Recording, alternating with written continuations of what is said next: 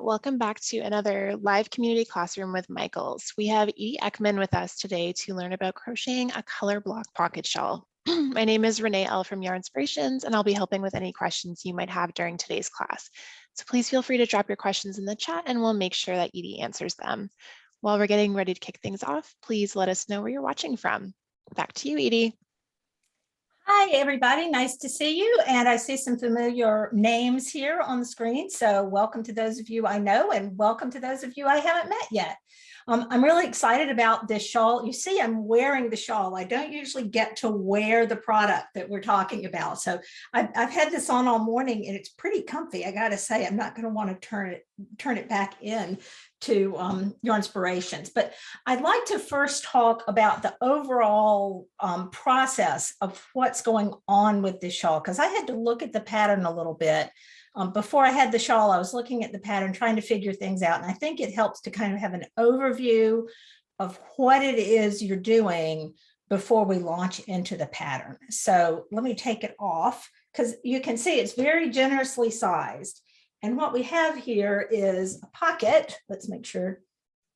So there's a nice, huge pocket here. So when you wear it, you can stick your hands in your pockets, put your cell phone in there, whatever. The back of the pocket is the first thing you make. So you can see that it's just this piece right here that you make first, and you make two of those. The other thing is this is made in two sections. So it's one piece all the way to here, and then it's a second piece that's the same, and they're joined at the back neck. So it's actually two panels that are joined right across the center back. But you say, well, what about these panels? Because this looks like it's two vertical panels. And let me back up a little bit so you can really see. So the really cool thing about this is when you're using the Ogo yarn, which is a variegated, it has chunks of color, that makes these color blocks. So what you're doing is you are working with the first ball of yarn over to here, and then you're switching colors. You're switching the balls of yarn and working the rest. So you're working with, I don't know, we can't call them balls because they're, tubes or whatever, but you're working with the first yarn here, changing color, working with the second yarn, then working back, you're working with the second yarn and then the first yarn. I'll show you how to do that. But that's what makes these color blocks. So you're not having to cut your yarn and change colors. The color is changing for you as you go. So it's hard to hold that up for a long time. I'm not used to holding my arm up like that. So let's switch to my hands and talk about some of the techniques that we will be using for this. The first thing I think you need to turn on your hands camera. Oh, I'm sorry. Thank you. You're good. There we go. I was like, okay, now you can spotlight my hands. So the first thing you want to think about when you're doing any project is your gauge. Now, I know that you're going to say, but gauge doesn't matter. This is just a shawl. It can be any size. The thing is, gauge really does matter. It always matters. Those of you who've taken classes from me before have heard me say that over and over again. And one thing, I was kind of surprised when I started working on this, when I first started doing a little swatch, I just launched into it and started doing a little pocket piece. So this was a little swatch that I was doing, trying to learn what the stitch pattern was. But I did this little swatch just for demonstration purposes. I was like, let me measure my gauge on this. Well, the pattern gauge says that it's 13 stitches and 13 rows equals 4 inches. And they got that with a 5.5 millimeter crochet hook. Now, that's what I used for this swatch, was a 5.5 or an eye hook. So I'm going to just do this. I'm going to put my eye hook right here. But I realized my gauge was way off. When I measured this, I got nothing close to 13 stitches equals 4 inches. So I went up a couple of sizes and I did another swatch. And I want to show you what I ended up getting. This was done with a K hook, which is a 6.5 millimeter. So an entire millimeter larger than the pattern calls for. Now, normally when I measure gauge, I like to do it with a ruler, but I don't have a ruler that you can really see. So I'm using a tape measure. So what I'm going to do this stitch pattern is a combination of single crochet and chain one. So each of those, and we're going to talk about that in a minute too. Each of those, the single crochet and the chain one, counts as a stitch. And so I'm going to measure across 4 inches. Hopefully my tape measure will stay still while I do this. So there's a single crochet and there's a chain one. So 1, 2, 3, 4, 5, 6, 7, 8, 9, 10, 11, 12, 13, 14. So even with a K hook, I'm getting 14 stitches over 4 inches, not 13 stitches over 4 inches. So if I really want to get gauge, I'm going to have to go up another hook size and try it again. The reason gauge is so important is because for several reasons. One, you want to make sure that your piece is the size it's supposed to be when you finish. But even if you don't care about that, you care about how the fabric feels, and you want it to be a nice drapey fabric. So if I hold, if I have this shawl around my shoulders, I want it to feel comfortable and not too stiff. So this is a much drapier fabric. I don't know if you can see that than this one is, which is a little bit smaller hook size. So you want the fabric to feel good. You want the finished project to be the size you want it to be. And also you want to make sure you have enough yarn. So if your gauge is too tight, you might be using up yarn faster and you might need more yarn than the pattern calls for. So there are many reasons to check your gauge. Having said that, I'm not going to worry too much about gauge for the rest of this project because I started with a smaller hook. I'm going to stick with a smaller hook. Now, and it may be that you are a looser crocheter than I am, and you need the size hook that the pattern calls for, but just don't go by what the pattern says without checking your gauge. Have I convinced everybody? I hope so. I can't tell because I can't see your faces, but hopefully I have convinced you that it's important to do a gauge swatch and really measure that gauge carefully. Okay, so let's talk about what's going on with this stitch pattern. The stitch pattern, it's a little bit tricky because I had to look at it and practice a little bit to see what they were doing. But basically, it's just a normal, what I call a normal seed stitch pattern. So what a seed stitch pattern in crochet is, let me pull out some yarn here, is just chain one, skip one, single crochet in the next stitch. And I'm just going to do a few chains here, but what the pocket or what the instructions tell us to do, sorry, I have to have them in front of my face. How about that? All right, we're going to pretend we're making the pocket right now. Now let's go ahead and pretend we're making the shawl. Let's say we've already done the pocket. All right. It's going to have me chain a certain number of stitches, and then it's going to have me switch colors. So when I switch colors, I've actually had to break out the colors from, here's your Ogo yarn, and it comes, this is all one strand of yarn, but what you can do is you can sort of separate the colors here. Now, when you're making the shawl, you don't need to do this because you can be working from 2 separate balls of Ogo. Balls, tubes, what do they call these? I don't know. Renee, do you know what We're are just they calling? going, rather than skeins or balls, they're just Ogos. So that's what we're calling them. So, okay, so you see how I can pull this one out here and find where the color change happens if I want to. So there is the color change. Boom, right there. It doesn't fade, it just changes right there. So I can cut that yarn.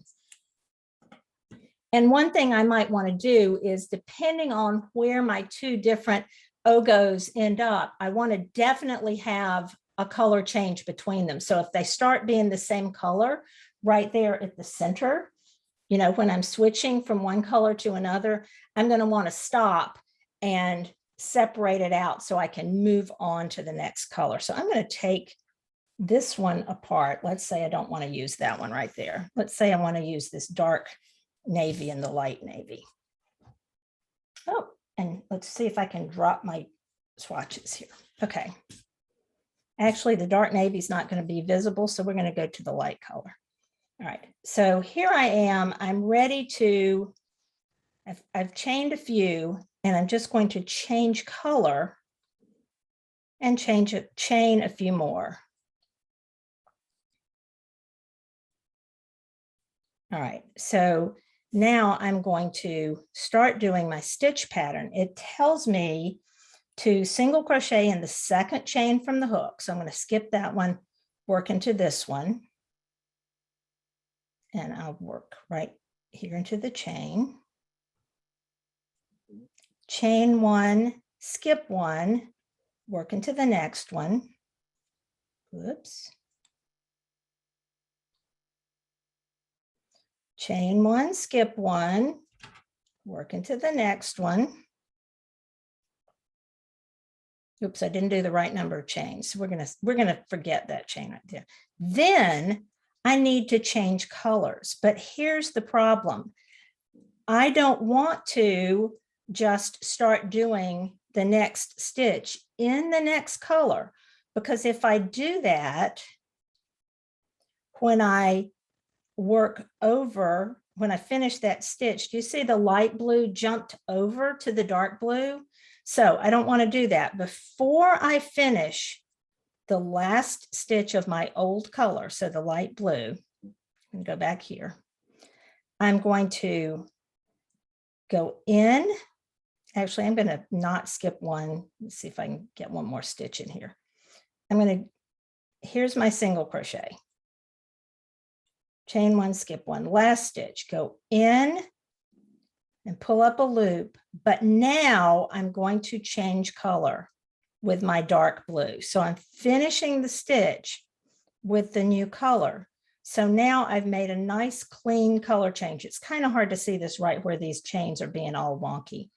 Then I'm going to single crochet into the next stitch with the new color, chain one, skip one, work into the next stitch, chain one, skip one, and so on across to the end.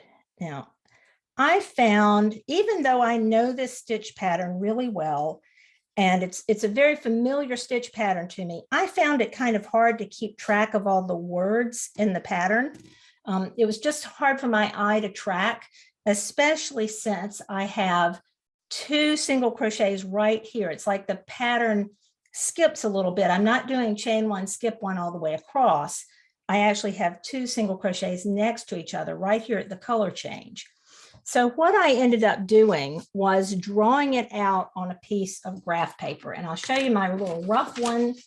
So this is what it looked like when I was just drawing it out, but to make it a little easier, I made a better chart for us so I can talk to you about what is happening and what I just did. I just did this row one where I did single crochet, chain one, skip one across. Then I changed colors and did a single crochet in the next stitch and did chain one, skip one across. While I'm here, let's talk about row two and what's going to happen. I'm going to turn and chain one. Now I'm going to be working single crochets into the chain spaces. You see that single crochet into the chain space? It's still single crochet, chain one, skip one, but now the stitches go into, it's like they're offset. They're going into that chain space till I get right here to the middle where I'm going to have a single crochet, another single crochet, change color, and then two more. So the beginning and end of each row and right here in the middle has two single crochets next to each other to get that offsetedness going. I'm going to leave this here where you can see it while I work this next row. I just find that having stitch charts is so much easier.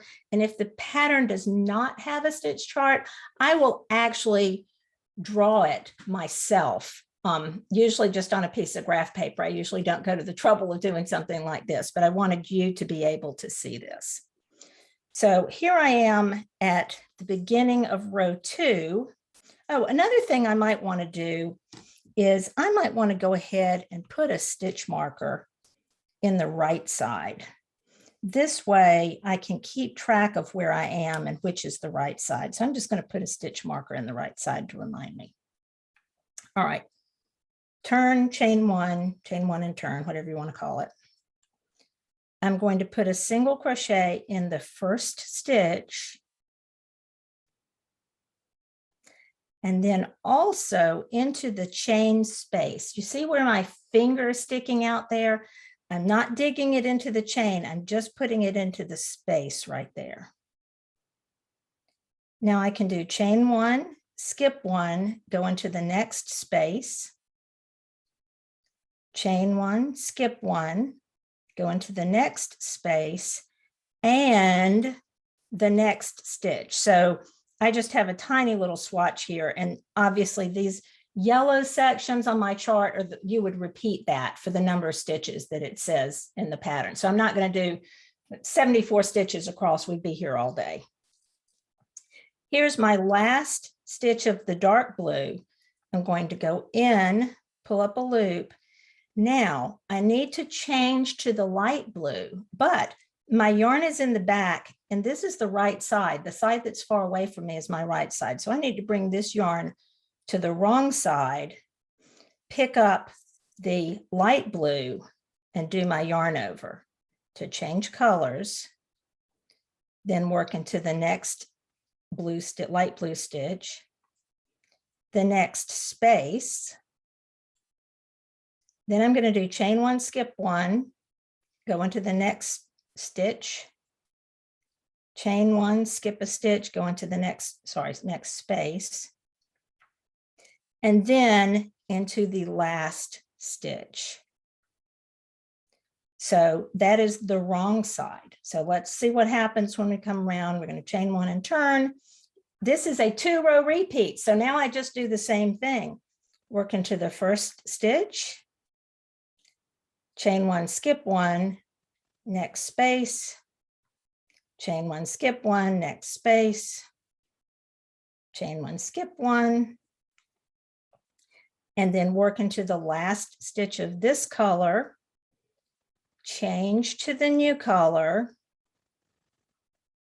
work into the next stitch with the new color, and then I'm off again with the chain one, single crochet in the next stitch, chain one, single crochet in the next stitch, all the way across. So it's the wrong side rows where you have to remember you've got 2 stitches in a row before you do the chain one. Now, let me do one more wrong side row because that color change, you just have to remember to do the color change so it stays pretty on the right side and the float goes up the wrong side. Chain, single crochet in the first stitch, single crochet in the next space, and then you hardly have to think about it by now. You've memorized the pattern until you get to the end of that color. You have 2 single crochets in a row. I'm going to take the old color to the front or to the wrong side, pick up the new color, move it to the back, and do my yarn over to change color. Then single crochet in the next stitch, single crochet in the next space, and so on all the way across. And then single crochet in the last stitch. So that is basically how the shawl is created. So you're doing this, but on a much larger scale.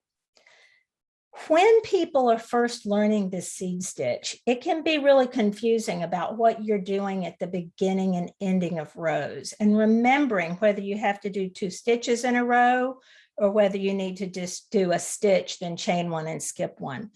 So that's why I really recommend putting a marker on the right side so you can remember, okay, the right side rows are the ones where I'm just going to do the straight across chain one, skip one. The wrong side rows are where I'm going to need to put 2 stitches next to each other to get that offset going. But your edges should stay perfectly straight. You can see here on this sample, my edges have stayed straight. The one side of the fabric looks like this. That's the right side. But you know, the wrong side doesn't look terrible, but you can see that it looks a little bit different here where the color change took place. So you don't want to confuse which side you're carrying the yarn up on, or it won't look consistent at the color change. So you definitely want to be consistent. So you wouldn't want to switch. So all of a sudden it looked like this on one side, and no, I can't even see now, like this on another. I don't know if you can really tell that. Okay, I'm going to stop and take a quick drink and check the chat for questions, or see if Renee wants to pass on any questions for me before I move on to the next thing.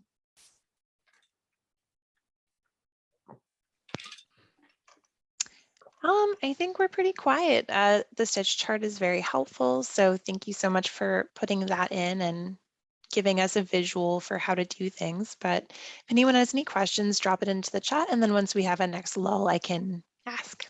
Okay, great. So as I say, this to me is the absolute saving grace of being able to stop, sketch out what you're doing. Sometimes I'll even just do it on the piece of paper, right? Just, you know, on the back of the pattern that I've printed out or whatever, so that I can visualize what's going on before I actually try to stitch it. So once you have done the pocket lining, and so here I have a pocket lining, not that you can tell. The pocket lining is basically the same thing without changing colors. So let me do another pocket lining here just so you can see that. Now with the pocket lining, I found it actually easier to do the shawl part than the pocket part, because I had trouble seeing what was happening. Let's see, can't see those colors very well. Let me switch to a different color here. The pocket lining has the same basic stitch pattern, but we don't have the benefit of changing colors to see what to be able to tell when you're doing that little hiccup that happens here in the middle.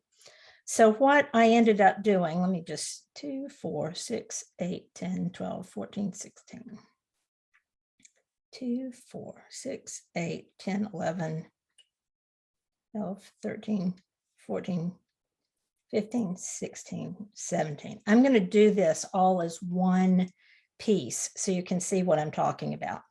So I'm going to single crochet in the second chain from the hook, chain 1, skip 1, work into the next one, chain 1, skip 1, work into the next one. And this is not the number of stitches in the pocket. You'll have to look at your pattern to see the number of stitches. All right, let's see how many of these I have. 1, 2, 3, 4, 5. 1, 2, 3, 4, 5.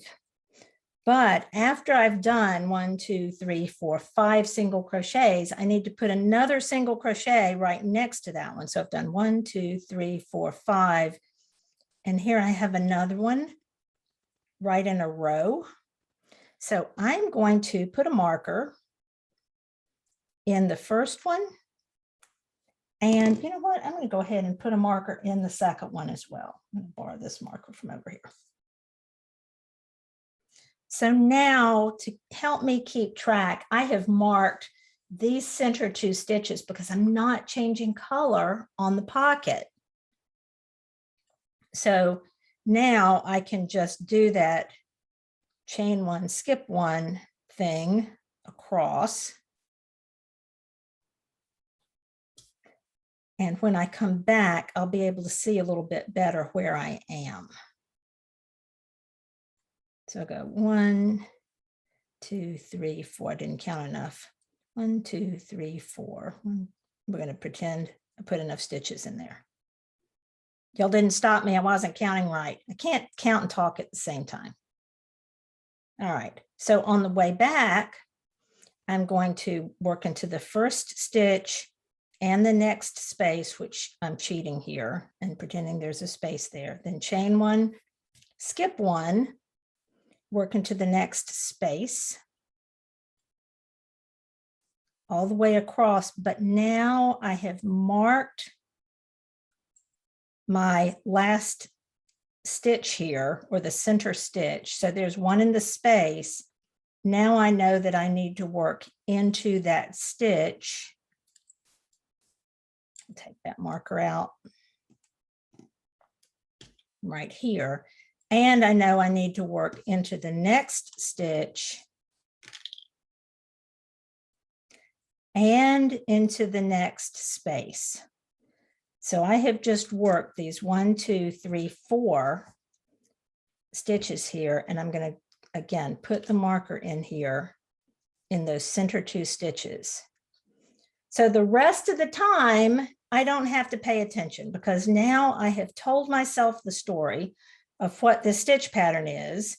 And the stitch pattern is basically, I'm just putting single crochets into chain 1 spaces. And I only have to pay attention at the edges. So what could be better than that? So now I can talk to you and crochet at the same time because I know what I'm doing. Because now I can just go zoom, zoom, zoom.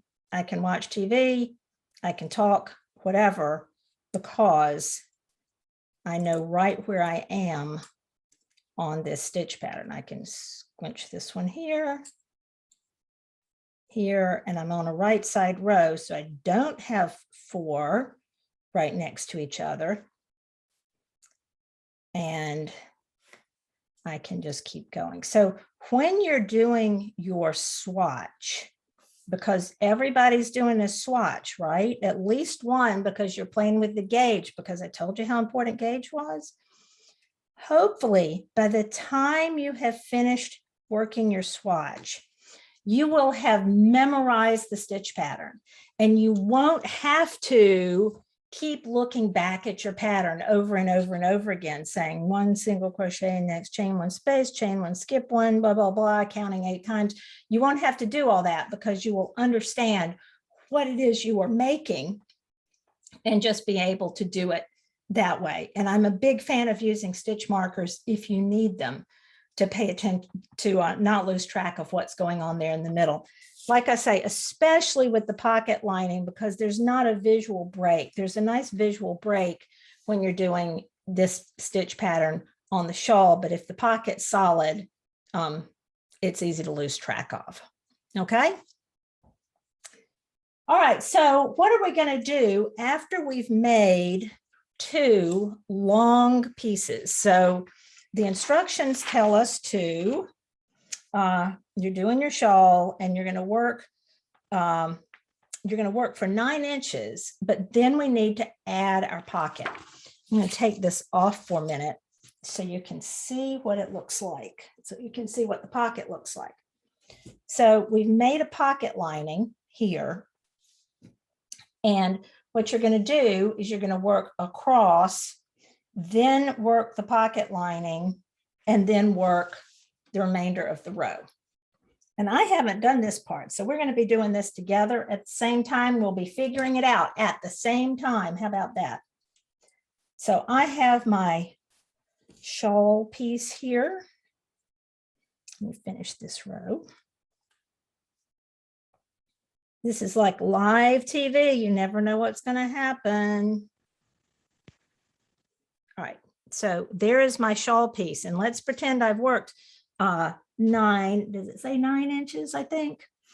All right, so now I'm going to have my pocket lining. Here's my pocket lining. Let me get rid of this. With first ogo, so right here, I'm going to do what it says, which is basically work in pattern however many times it says. And I don't know how many times that needs to be for this. We're gonna guess here. I'm gonna do a couple more. All right, let's say it's there. So we're gonna single crochet in the first single crochet, chain 1, skip 1, single crochet in the next, chain 1 space. You're gonna do that 8 times. Then chain 1 and skip next single crochet. Then work across the pocket, the stitches of the pocket lining. And what I'm doing is I'm reading right here on the bottom of the second column on page 2. So I'm working across the stitches of the pocket lining. Now, it doesn't say this, but you're going to want to hold that pocket lining. You want to make sure you know which is the right side and the wrong side. And you want to make sure that you have the top row on the top. And you probably want to have it in back, I would think. I don't think it says that, but I think you want to have it behind because we're working on a right side row and I want my pocket to end up over here on the wrong side row, don't I? Does that look right, everybody? Hope so. Now, working across the stitches of the pocket lining, I'm going to single crochet in the first stitch. Then I'm going to chain 1, skip 1, and single crochet in the next space. So what I'm doing here is I'm working across the pocket stitches, okay? I'm going to do that as many times as it tells me to, except here I am at the right at the center of my pocket. But guess what I need to do?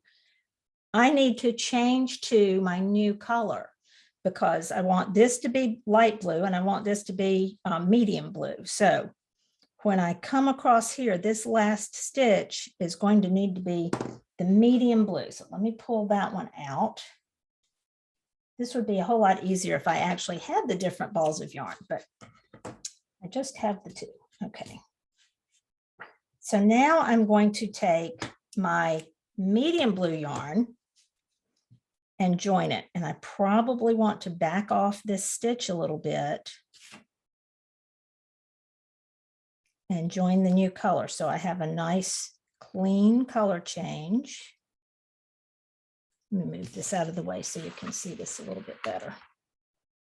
And then I'm going to continue working across the stitches of my pocket as many times as it says.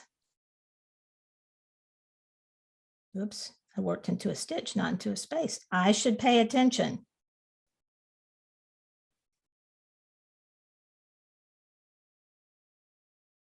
And when I get across the stitches of the pocket, guess where I go next? These all go back. This goes back here like this. And now I'm going to skip that same number of stitches across my shawl. So I think it says skip 38. Obviously, I'm not skipping 38. I'm skipping however many there were here from my pocket. But you see how those line up right there?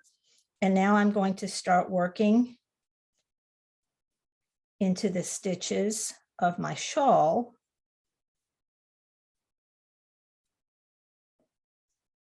And what I have got there is I have joined my pocket. So now that it's all one piece, I can keep working back and forth. Let me do one more row here. And I've memorized the stitch pattern, so I know what I need to do. And those stitches where I worked across the pocket lining have now become the stitches of my shawl. So now I'm just working right here across those stitches. And I'm going to change color in the center, just like I did before. So I'm going to bring that to the front or to the wrong side. I'm going to pick up my, whoops, sorry about that. Pick up my next color and put 2 stitches in a row and keep working across. So I've got a little pocket flap going on here. When I have finished that, the entire shawl, and get across, I'm going to sew the pocket flap down. I've got a mess of yarn in my way. So let's take a look at what this looks like. So look, the pocket has disappeared. You can't even see it. It's hiding like there. And here's my pocket flap here. So you'll sew down around these 3 edges when you finish this piece, and there is your nice pocket. So you're going to make 2 of these. They'll look different because, as I said, you're going to be using one ogo here, another ogo here, and as you go up, the color changes will happen at different places. If the color change, if the first ogo and the second ogo start overlapping colors, you're probably going to want to stop and move to a different part of your ogo so you don't end up with those same 2 colors right next to each other.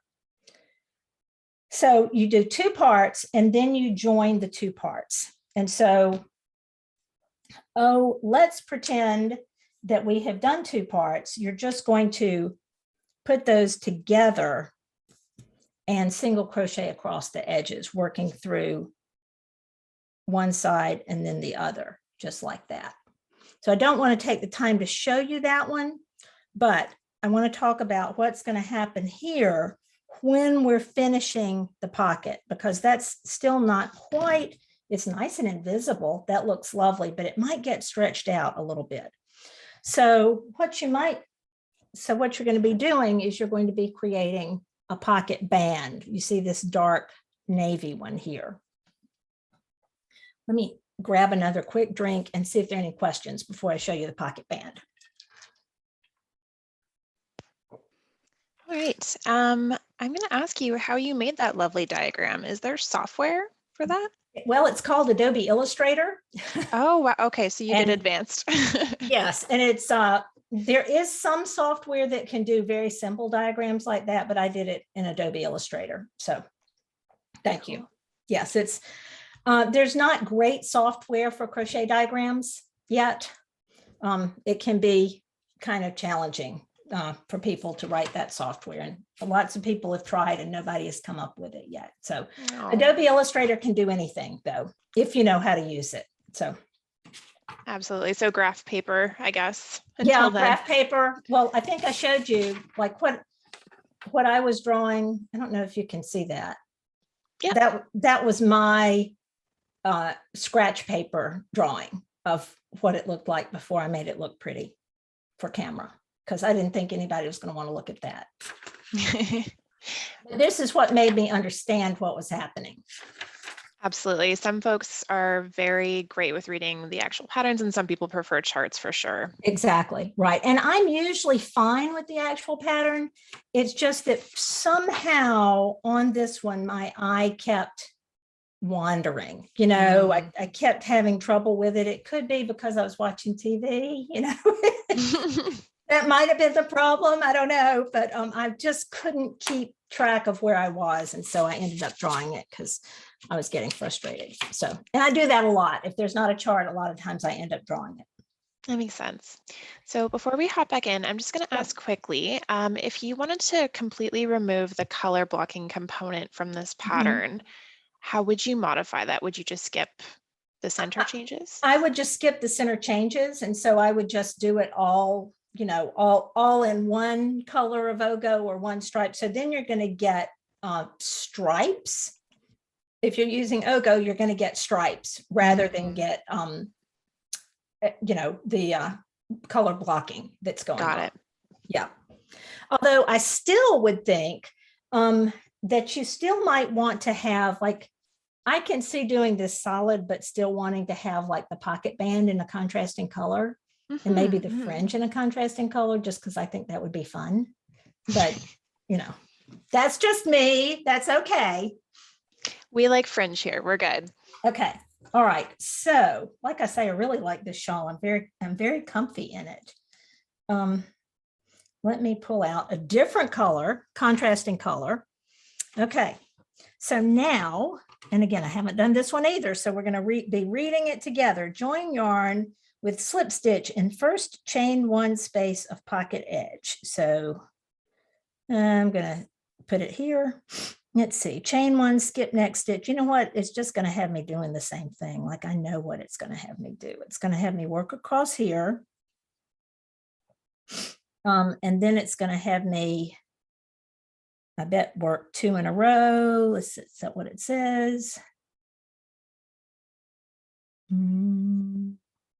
Oh, pocket edge. No, that was the shawl. That was the shawl edge. So you have to pay attention.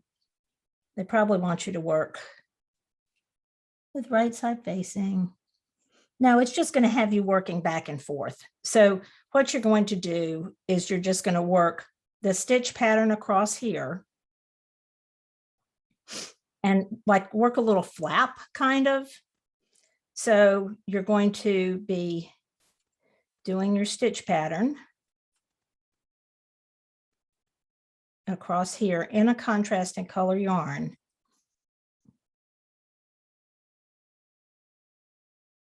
And then just working, working back and forth here. Obviously, I don't have enough shawl up here to work on, but you're just going to do a little several rows back and forth here. So it looks like 3 rows.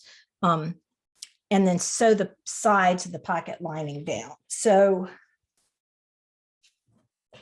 it's just worked back and forth here.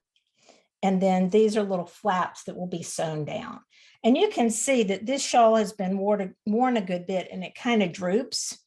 And so that it's good that you have a few rows here and it goes up beyond where you joined, because the pocket, I don't know if you can see this on the screen, the pocket is this solid color, which doesn't really match what's going on out here.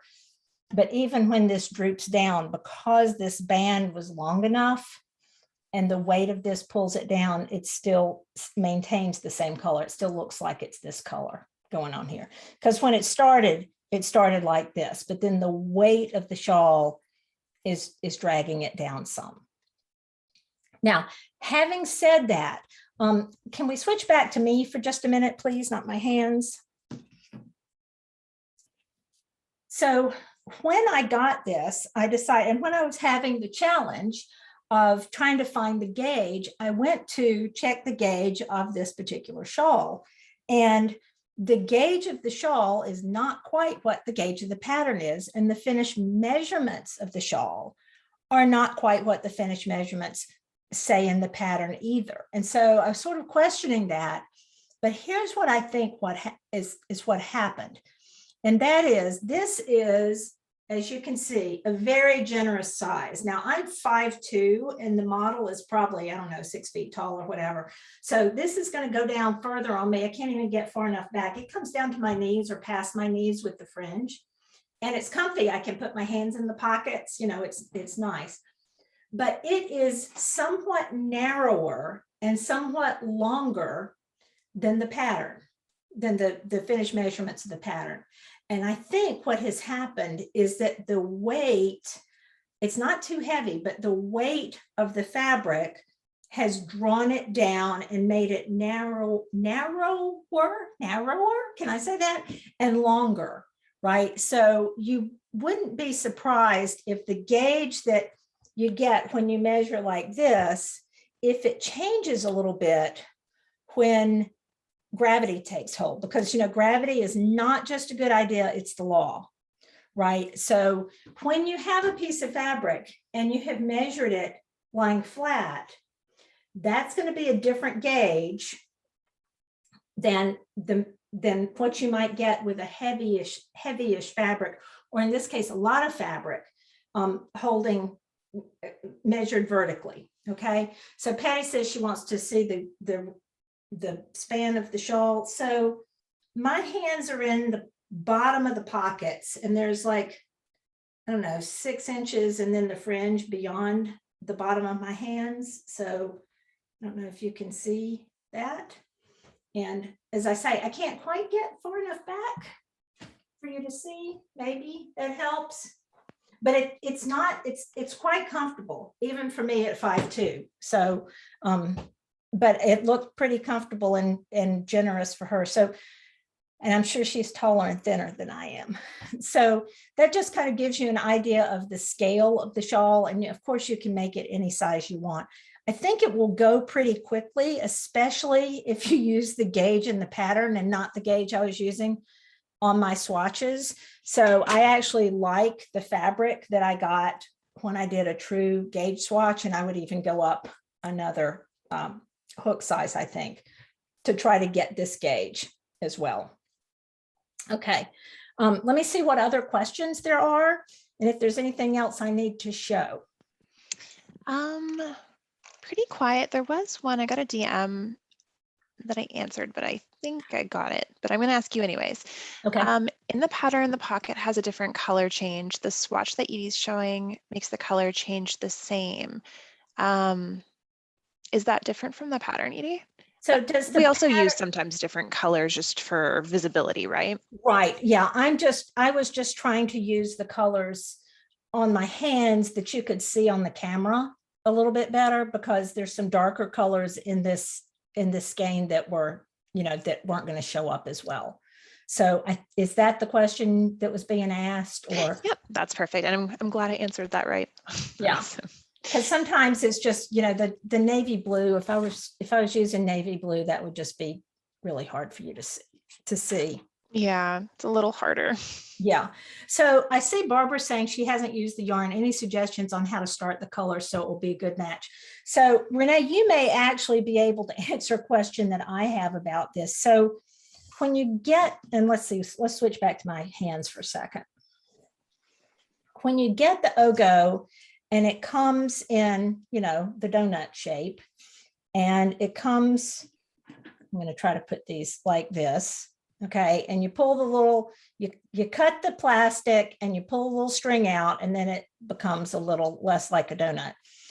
But my question would be then, are all the colors, say if this is the blue velvet colorway, are they always in this order, or are they sometimes in a different order?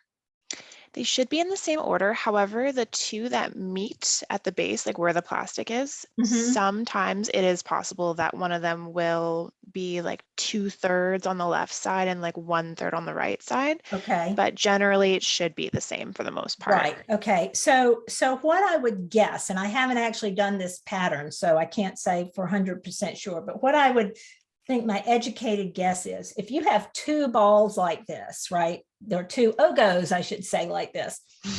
You're not going to want to start both of them with this color. So you might start one with this color, and I don't know that I would start with this color. I'm not sure I would exactly go to the next one, because what's going to happen is as you get towards the center, you're going to end up with the same color. So what I might do is I might start one with whichever color you wanted, and then divide out and start the next one with this color. Does that make sense? And go around here and then come back to one of these, so that you're getting those offsetting colors. Because what would happen, excuse me, if you're starting with one on this side and one on this side, and you're using the same amount, what's going to happen is they're going to both land here. Does that make sense? Of course, at that point, if they started landing here, then you could just pull this one out and use a different color. So it's really pretty easy to separate these colors out if you don't want to use them in the order they just come in. So that was a good question though. Yeah, it's great to learn how to work with it a little bit, just so you can understand color play for sure. Right. So question for you, what hook size did we end up settling on? Was that the K? Well, I ended up, so the one that got close for me, now this is a very, very personal thing, so I can't tell you what hook size to use. The one that came closest to me so far was the K. I still didn't quite meet the pattern gauge. I was still only getting 14 stitches over 4 inches instead of 13 stitches over 4 inches. Excuse me. So I might, if I were actually making this shawl, I would go up one more size, do another swatch like this, and see where my gauge is. And then I'd have to decide whether I was using the K or whether I wanted to use the larger hook. So for me, if I were doing it, I would start with the K and go up. But depending on what kind of crocheter you are, you might use the size called for in the pattern. So you just can't tell. The hook size given in any pattern is not a rule. It's a suggested starting point. So absolutely do what you need to do to get gauge. So it's not the rule that you have to use whatever it says. What the rule is the gauge. Like the gauge is the important thing and the hook size is secondary. It's just a suggestion. And there's no crochet police. They're not going to come around and say the pattern said to use a size I 5.5 millimeter and you're using a K 6.5 millimeter and you're a bad crocheter. Like, no, indeed, you are a good crocheter because you used the size hook you needed to get gauge. I was waiting for the there's no crochet police. It makes me happy every time. Yeah. Absolutely. And if you plan it out in advance, you know what you're looking for. So absolutely, it is a suggestion, but figure out what works best for you. No one's going to arrest y'all, we promise. Yeah. And you know what? No one even cares, really. I'm sorry to say that, but like whatever makes you happy with and the fabric is a fabric that you're creating that you love. That's what's important. Absolutely. I love that sentiment. Okay, so we have 7 minutes left. Does anybody have any more questions? Please drop them in the chat if so. And in the meantime, Edie, what colors do you think that are contrasty that would work really well for this shawl? Well, I'm sure you've already put the color range that's available for Ogos in the chat somewhere. Yeah. So I'll admit I haven't studied those to know. I think anything that you like they could be analogous colors. So this shawl is analogous in that it is greens and blues. So analogous means they're near each other on the color wheel, but you could also have complementary colors. So ones that are exactly opposite. So, you know, like purple and orange or something. I don't know. I'm not good at this. I think you nailed it. I think you nailed it. So I think analogous colors are probably, they're going to look more like this, right? They're going to be not, they're contrasty because there's a difference in the value, like how deep and how saturated they are, but there's not, and how much light there is in them, like this teal pops and then the navy kind of recedes. So analogous almost always works, but if you want to do bright poppy, contrasting color or complementary colors opposite each other, or split complementary, which is one color and then the other two colors opposite on the color wheel like this. There are lots of color wheel tools that you can find on the internet, and that's always fun to play with those. So as a matter of fact, I have to go do that now. Every time I said that, I was like, oh, I want to go play with one of those color tools. I feel you. I agree. There is one particular shade called Blue Moon that's a combo of like your dark nighttime blues and then yellow and gold. So I think I'm going to be playing around with that one soon. So hopefully this shawl will look great in that. We'll see. Yep. I'm sure it would look great in anything. It's a great idea. I think it's a really, really good use for this yarn or this type of yarn. Absolutely. Yeah. Okay. I don't know if we have any more questions. Are we y'all good to wrap? Yep. Awesome. Okay. And I thought this was going to be a hard one to show, but it went fast. So I think because you were wearing that and you were so happy to be wearing it. I know. Now you're going to make me turn it in. Like maybe nobody will notice, right? I'll see what I can do. Yeah. Okay. Thank you. All right. Good to see everybody. You can find me on social media at Edie Eckman and on my website at edieeckman.com. And I hope I'll see lots of you again sometime soon. All right. Thank you everyone so much for joining us today for this live community classroom with Michaels. Don't forget to share your work with #MakeItWithMichaels and #YarnSpo. And just a reminder that you can rewatch this within 24 hours at michaels.com/classes, as well as the YouTube channel. And you can find more classes on michaels.com. Thanks, everybody. Bye. Bye.